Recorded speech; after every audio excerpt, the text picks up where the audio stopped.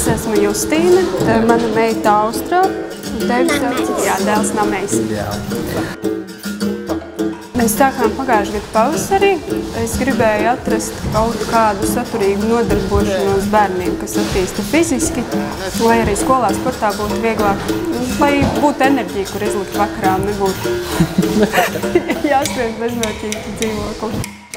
Sākumā atvedu tikai bērnus, gaidīju ārā, skatījos, un tad es domāju, izklausās interesanti, jūs tur dziedat, spēlējat instrumentus un kustaties. Tad es domāju arī pamēģināt. Man patīk, ļoti patīk, jo es saprotu, ka man ir muskuļi, par kuriem es nesnāju. Man patīk tas, ka tur ir akrobātika, var izstaipīties, kļūt lokanāks, stiprāks, plus vēl mūzika un ritms. Man svarīgi bija tas, ka ir ritms un ka tas viss ir ielikts tādā saturīgā rāmī. Un jā, tieši tā mūzika un ritms, kas ir klāt, lai arī palīdzētu kustēties, tas bija tas svarīgākais.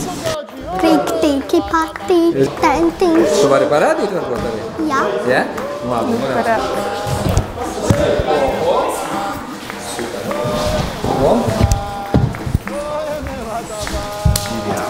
Es noteikti iesaku, jo var pats sevi fiziski pārbaudīt, pārliecināties, ka var izdarīt vairāk nekā tev liekas.